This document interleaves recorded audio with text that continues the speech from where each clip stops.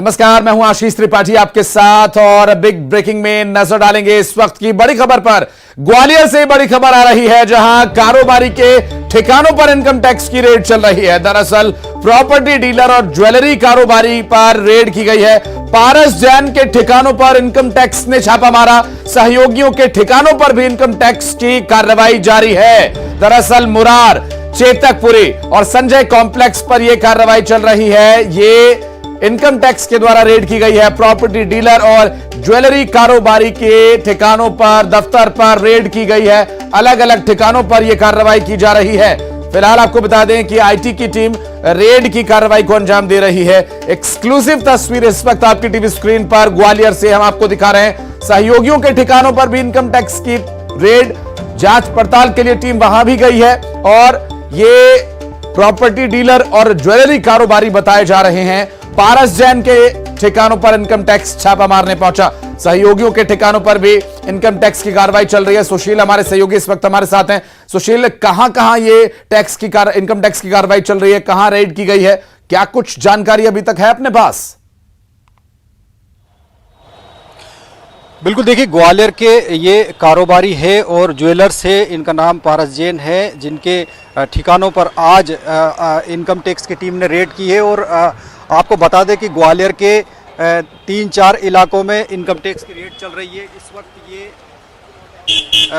जो चेतकपुरी का इलाका है, आप देख सकते हैं कि ऑर्चिड टावर जो है, यहाँ पारस जैन जो है ज्वेलरी कारोबारी और शहर के कारोबारी बिल्डिंग का काम भी करते हैं, उनके जो ठिकाने हैं उन ठिकानों को लेकर और उनके सहयोगियों के ठिकानों पर इनकम टैक्स की रेड चल रही है। और भारी सुरक्षा व्यवस्था के बीच इनकम टैक्स की टीम कल सुबह ही यहाँ पहुँची थी। और बताया जा रहा है कि जबलपुर के साथ ही इंदौर की भी इनकम टैक्स की टीम यहाँ रेड कर रही है। और बताया जा रहा है कि जो टैक्सेस का पूरा मामला है और यही वजह है कि यहाँ कई अधिकारियों की जो टीम है इनकम टैक्स की, वो यहाँ सर्वे करने के लिए पहुँची थी।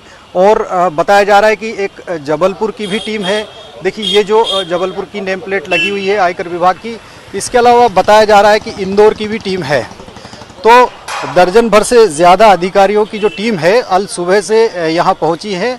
और ये ऑर्चिड टावर जहाँ पारस जैन और उनके सहयोगियों का आवास है, इसके अलावा बताया जा रहा है कि मुरार में जो ज्वेलरी की दुकान है वहाँ भी इनके ठिकाने पर कार्रवाई चल रही है। तो अब शाम तक ये तस्वीर साफ हो पाएगी कि आखिरकार इनकम टैक्स की कितनी चोरी का मामला है और क्या क्या इन कारोबारियों के ऊपर केस बने हैं। एक बात और जानना चाहेंगे आपसे कि ये जो आईटी की टीम यहाँ पर पहुंची है, अलग अलग जिलों से ये टीम आई, आप बता रहे हैं, सही है बात? और अलग अलग जिलों से ये टीम आकर किस आधार पर कार्रवाई करी, ये तो बताएगा ही।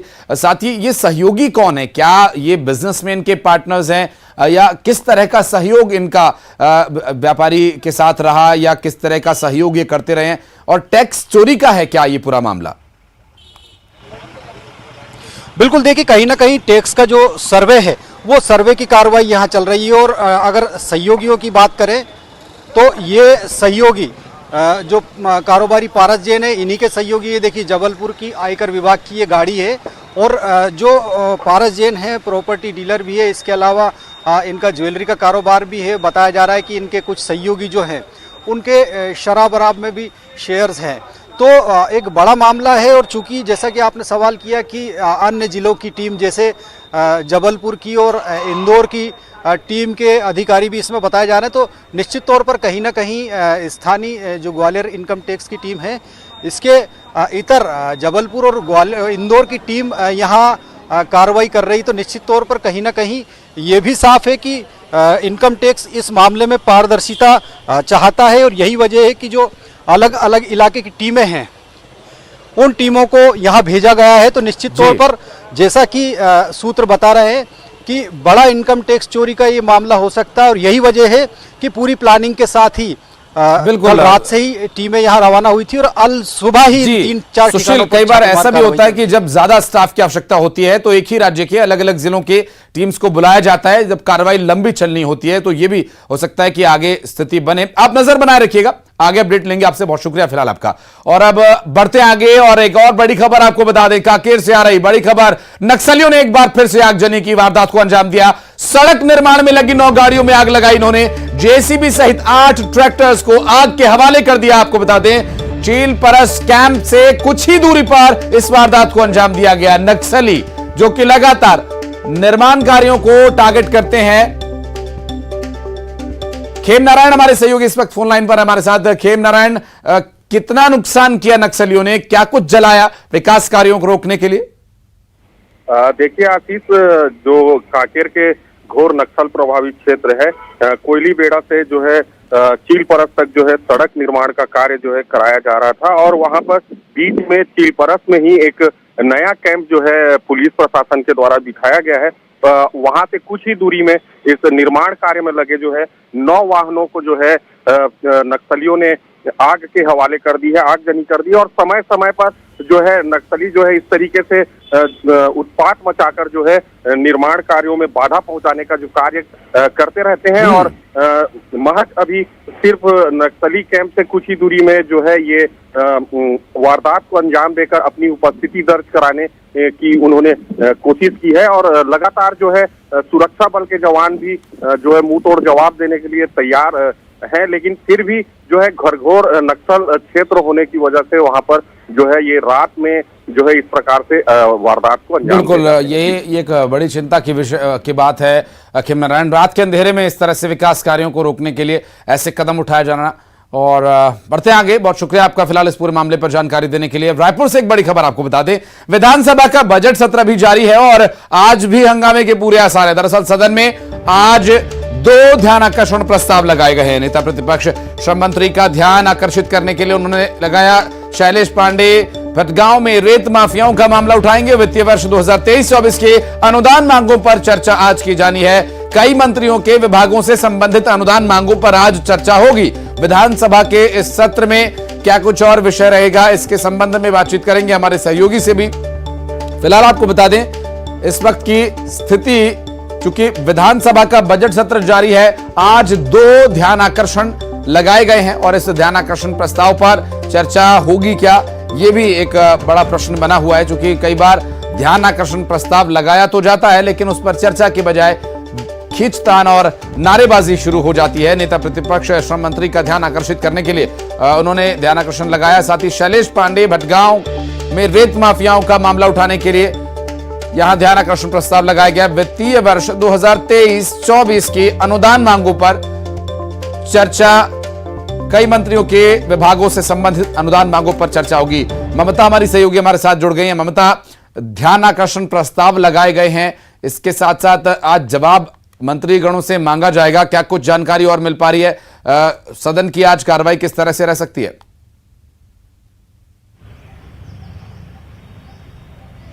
बिल्कुल, देखिए विधानसभा के सत्र में आज कृषि मंत्री रविन्द्र चौबे, महिला बाल विकास मंत्री अनिला भेड़िया और जो है वो अपने विभाग से जुड़े प्रश्नों का उत्तर देंगे। और वहीं मुख्यमंत्री भूपेश बघेल, डॉक्टर प्रेमसाय सिंह टेकाम और उच्च शिक्षा मंत्री उमेश पटेल पत्रों को पटल पर रखेंगे। नेता प्रतिपक्ष नारायण चंदेल आज प्रदेश में श्रम विभाग के अंतर्गत औद्योगिक स्वास्थ्य जो विरुद्ध सहायक संचालक के पद पर नियुक्ति पर श्रम मंत्री का ध्यान आकर्षण करेंगे। और इसके साथ ही अगर बात करें तो शैलेश पांडे सरगुजा संभाग के भटगांव में रेत माफिया के द्वारा मारपीट का जो मामला है उसकी तरफ ध्यान आकर्षण करेंगे। अजय चंद्राकर सभापति लोक सेवा समिति के जो 27 प्रतिवेदन है वो प्रस्तुत करेंगे।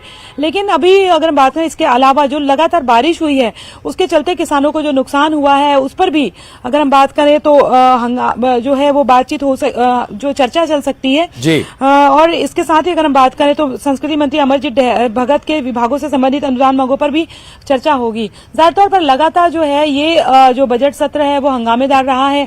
अभी भी सत्र जो है वो हंगामेदार हो सकता है, लेकिन ये भी है कि इस बात को लेकर भी चर्चा हो रही है कि सत्र जो है वो समय से पहले भी खत्म किया जा सकता है, हो सकता है। हालांकि इसको लेकर अभी कंफर्म कुछ कहा नहीं जा रहा है, लेकिन ये जरूर है कि विपक्ष भी इसको लेकर इस चर्चा को लेकर भी हंगामा करने की तैयारी में है। जी, निश्चित रूप से विधानसभा अध्यक्ष के अधिकार क्षेत्र का ये मामला है। आप रहे हमारे साथ ममता।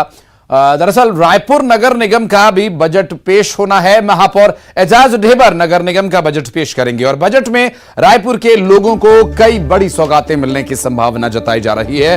कल 11 बजे महापौर रायपुर नगर निगम का बजट पेश करेंगे। वहीं नगर निगम में बजट सत्र के दौरान सत्ता पक्ष को घेरने के लिए बीजेपी के पार्षद आज रणनीति बनाएंगे। बीजेपी पार्षदों की बैठक भाजपा कार्यालय में एकात्म परिसर में आयोजित की गई है और जनहित के मुद्दों से सदन गुंजायमान होगा, इसकी पूरी संभावना है। और जनहित से जुड़े मुद्दों को सदन में उठाए जाने और उस पर सत्ता पक्ष से जवाब मांगने की रणनीति बीजेपी के पार्षद आज तैयार करेंगे। बीजेपी पार्षदों को मार्गदर्शन देने के लिए भाजपा के जिलाध्यक्ष जयंती पटेल यहां उपस्थित रहेंगे।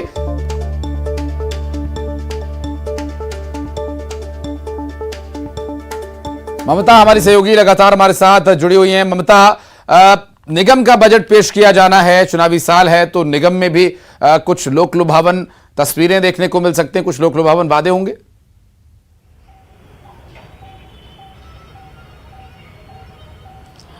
बिल्कुल देखिए 6-7 महीने जो है विधानसभा चुनाव को बचे हुए हैं और जाहिर तौर पर नगर निगम जो है वो भी एक तरह से कहें कि जो बोल होती है उसके जरिए भी लोगों तक एक वोटर्स को जो है वो प्रभावित किया जा सकता है। सभी की नजर जो है निगम के बजट पर भी है। सड़क, पानी जो है, स्वास्थ्य, शिक्षा, इसको लेकर भी नगर निगम के द्वारा किस तरह से जो है सुविधा मुहैया कराई जा सकती है, क्या नई सौगातें दी जा सकती है, इस पर नजर है। अगर हम बात करें तो सफाई को लेकर खासतौर पे बात करें, और अभी जो गर्मी का समय होता है हमने देखा है कि राजधानी रायपुर और आसपास में पीलिया की सबसे ज्यादा प्रॉब्लम जो है वो सामने देखने में आई है। लोगों की मौतें भी हो चुकी है।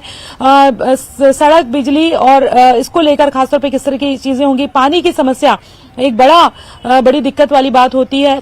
शहर का जो सौंदर्यीकरण है उस पर कई बार ये सवाल उठते रहे हैं कि जो बुनियादी चीजें काम है वो नहीं किए जाते, जहां से कमीशन खोरी ज्यादा हो सके और बेवजह की जो फिजूल खर्ची ज्यादा हो सके उस पर ज्यादा नगर निगम फोकस करता है। इस तरह के आरोप भी लगते रहे हैं। तो इस पर देखना होगा कि किस तरीके से जो है संतुलन बनाते हुए क्या बजट पेश कर पाते हैं एजाज ढेबर।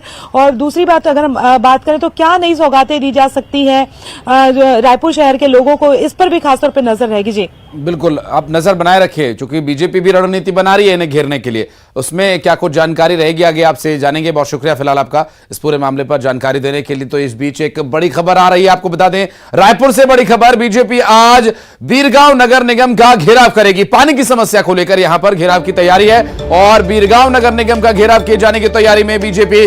नगर निगम में प्रशासनिक उदासीनता का आरोप लगाया गया और निगम में नेता प्रतिपक्ष ओम प्रकाश साहू के नेतृत्व में घेराव किया जाएगा। बुधवारी बाजार से रैली निकालकर बीजेपी के कार्यकर्ता प्रदर्शन करेंगे और निगम में नेता प्रतिपक्ष इस पूरे विषय को लेकर मुखर होते नजर आएंगे। बीजेपी आज बीरगांव नगर निगम का घेराव करने की तैयारी में। दरअसल पानी का एक गंभीर विषय यहां रहेगा।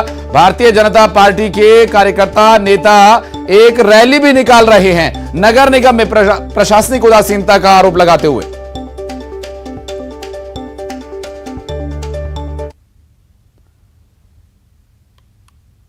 और बढ़ते आगे रुक करेंगे अगली खबर का। रायपुर से एक और बड़ी खबर। रोहिंग्या मुसलमानों को लेकर पीसीसी अध्यक्ष का बड़ा बयान आया।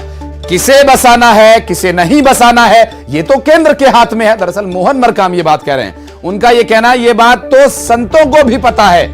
रायपुर में हुए संत समागम और हिंदू राष्ट्र पर भी मोहन मरकाम ने बयान दिया। कहा जब जब चुनाव आता है बीजेपी इस तरह के हथकंडे अपनाती ही है।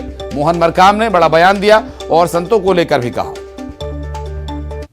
बैठी भारतीय जनता पार्टी की सरकार है, केंद्र सरकार तय करती है। अगर कोई विदेशी नागरिक है उसको बसाना नहीं बसाना है वो केंद्र सरकार तय करती है। तो हमारे सम्मानीय आदरणीय संतों को भी ये मालूम है कि केंद्र सरकार तय करती, तो केंद्र सरकार से कहना चाहिए। नहीं, जब चुनाव आते हैं इस ढंग से भारतीय जनता पार्टी अपनाती हथकंडे अपनाती है। आपने देखा होगा जो भी राज्यों में चुनाव नजदीक आते हैं इस ढंग से माहौल बनाने का प्रयास करते हैं। जो मुद्दे विहीन होते हैं उन मुद्दों को भी छेड़ने का प्रयास किया जाता है। तो कहीं ना कहीं भारतीय जनता पार्टी की इसमें स्ट्रेटेजी होती है। और अगली बड़ी खबर पेंड्रा से आ रही है। आपको बता दें जिला इंटक अध्यक्ष पर मामला दर्ज। धमकाने और सरकारी काम में बाधा डालने का आरोप लगाते हुए मामला दर्ज किया गया। दरअसल नगर पंचायत कर्मचारियों को धमकाने का उन पर आरोप है। अवैध कब्जा हटाने पहुंचे थे नगर पंचायत के कर्मचारी। गौरेला नगर पंचायत सीईओ ने यह मामला दर्ज कराया है। जिला इंटक अध्यक्ष पर नगर पंचायत कर्मचारियों को धमकाने का आरोप है। दरअसल अवैध कब्जा हटाने के लिए पहुंचे थे नगर पंचायत के कर्मचारी और ऐसे में सरकारी काम में बाधा डालने और धमकाने का आरोप लगाते हुए मामला दर्ज कराया गया। बहरहाल देखना होगा कार्रवाई आगे क्या कुछ होती है। पंचायत के कर्मचारी गौरेला नगर पंचायत सीईओ ने मामला दर्ज कराया है।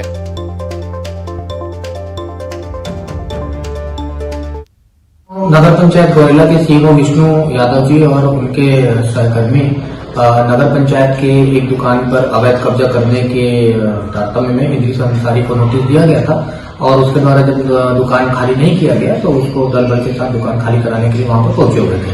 पुलिस बल की उपस्थिति थी वहां पर। बावजूद इसके इद्रीस अंसारी के द्वारा सीएमओ और अन्य शासकीय कर्मचारियों के साथ अभद्रता पूर्ण व्यवहार करके धक्का मुक्की किया था, जिस संबंध में सीएमओ विष्णु यादव के द्वारा थाना गौरेला में लिखित आवेदन प्रस्तुत किया गया। आवेदन पत्र की जांच करके प्रथम दृष्टया अपराध घटित होना पाए जाने से इद्रीस अंसारी के विरुद्ध धारा 353, 186, 294, 506 के तहत अपराध पंजीबद्ध करके विवेचना। और रायगढ़ में अवैध पटाखा गोदाम पर कार्रवाई की गई। लाखों के पटाखे के साथ एक शख्स को भी गिरफ्तार किया गया। चक्रधर नगर थाना क्षेत्र का यह पूरा मामला। चक्रधर नगर थाना क्षेत्र में घर के अंदर पटाखा गोदाम बनाकर स्टोर किया हुआ था। एक बहुत ही गंभीर यह मामला है। आप यकीन मानिए, जिस घर में ये रखा हुआ था उस घर के आसपास के घरों के लिए भी एक बड़ा खतरा यहां बना हुआ था। घर के अंदर पटाखों का भंडारण अवैध तो है ही, गैर कानूनी तो है ही, बहुत खतरनाक भी है। चक्रधर नगर के पक्की खोली मोहल्ले का यह मामला बताया जा रहा है। और बलौदा बाजार में जंगल के बीच स्थित खसवा तालाब रहस्य और चमत्कार से भरा हुआ है।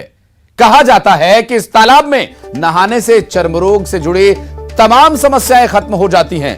जिला मुख्यालय से 70 किलोमीटर दूर अर्जुनी क्षेत्र के कोराडीह में स्थित इस खसवा तालाब में नहाने के लिए लोग दूर दराज से आते हैं और नहाने से पहले पूरे शरीर पर यहां की मिट्टी का लेप लगाया जाता है और उसके बाद तालाब में नहाने की परंपरा है। और उसके बाद अपने पुराने कपड़ों को वहीं छोड़ देते हैं और शिव जी को जल चढ़ाते हैं, जिससे चर्म रोग दूर हो जाता है।